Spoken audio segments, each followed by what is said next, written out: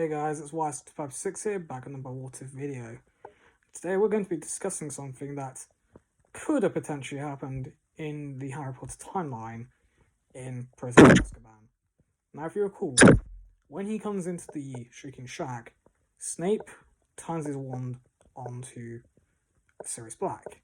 And, he tries to take credit for Black being captured by the Dementors later on, and eventually Snape is locked out of getting Order of Merlin First Class when Sirius escapes. Now, what if Snape had been the hero in this timeline instead of sort of trying to send Sirius to the Dementors? How'd this go down, I hear you asking?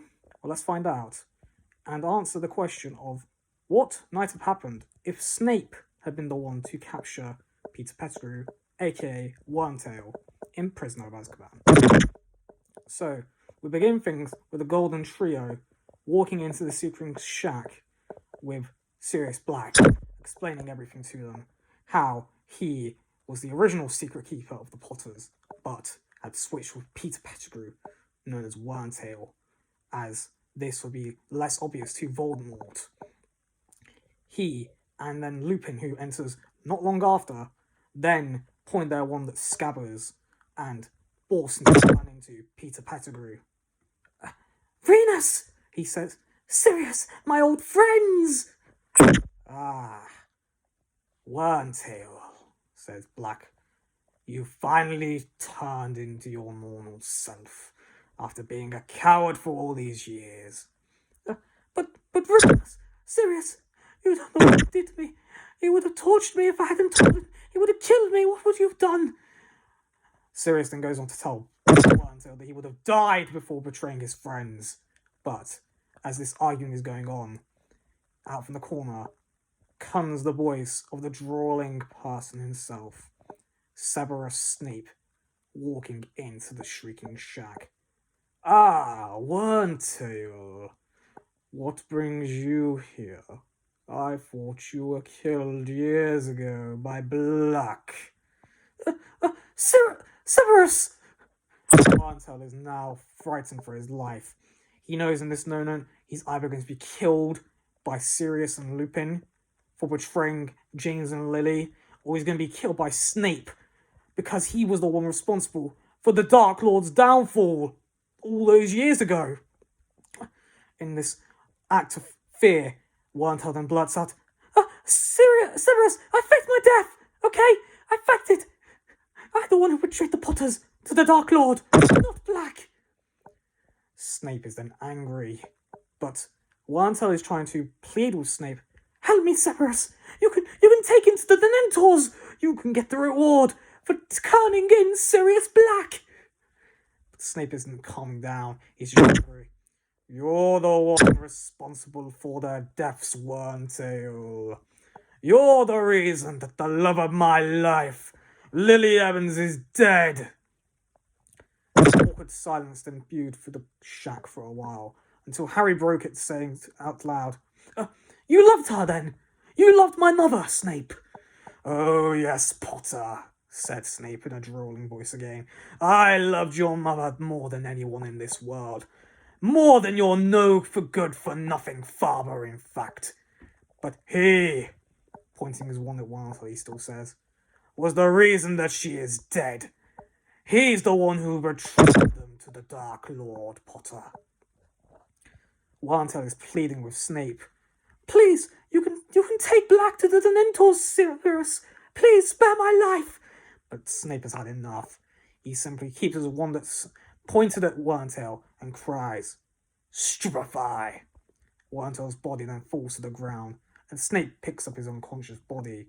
He then orders the rest of the people to follow him out, and they head up to Hogwarts Castle, where they meet Cornelius Fudge, the Minister for Magic, and Albus Dumbledore. Snape then tells the Minister everything that had gone down, and Fudge then makes two decisions. He first says to Black that he's been given a full pardon and promises that all has been forgiven. He then also calls for the Dementors to come forth to present Wormtail with the Dementor's kiss. Harry can't believe this is going on. He doesn't think this is right. and that Wormtail should just go to Askaban. But before he can say this aloud, a Dementor is brought forward and gives Wormtail the Dementor's kiss.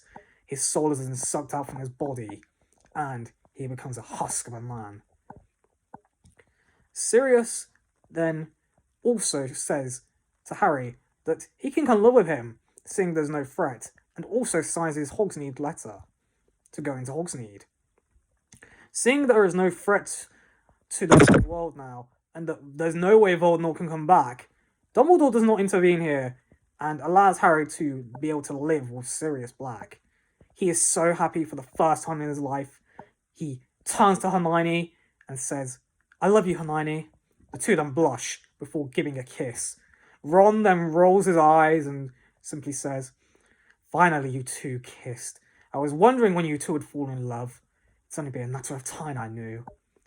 The three of them laugh, and then Ron rushes off back to Gryffindor Tower.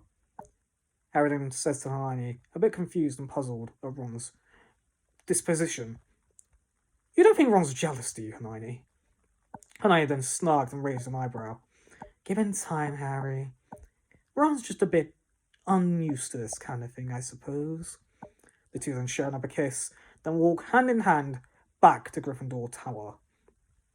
Snape then turns to Dumbledore and asks a question. "Do you really think it's wise for Black to be able to have Harry Potter at his house, Dumbledore?"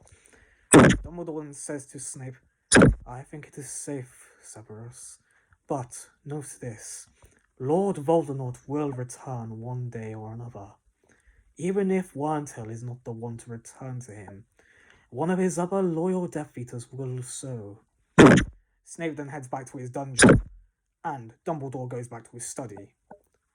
Meanwhile, deep in the Albanian forests, one of the Dark Lord's servants has come seeking his master. It is no other than Lucius Malfoy. Not only has he found Bertha Jorkins and taken her on a nighttime stroll, in fact, but he has also located his master. Voldemort, in his shattered and destroyed self, stares at Lucius Malfoy and has an evil grin on his face, and then says, "Ah, Lucius, I should have known you would come to your senses at one point or another and come seeking your master." Lucius Malfoy then bows and asks Voldemort, "My lord, how may I be of service?" And that, guys, is where we're going to be leaving things. So what did you think? Do you think this wife was a pretty good idea? And would you guys like to see a part 2? Or do you prefer being left like this on a cliffhanger to see what would happen if Lucius Malfoy had been the one to go find Voldemort, not Wormtail? Feel free to like, comment, subscribe as always. Until next time, I'm Wise556, signing off.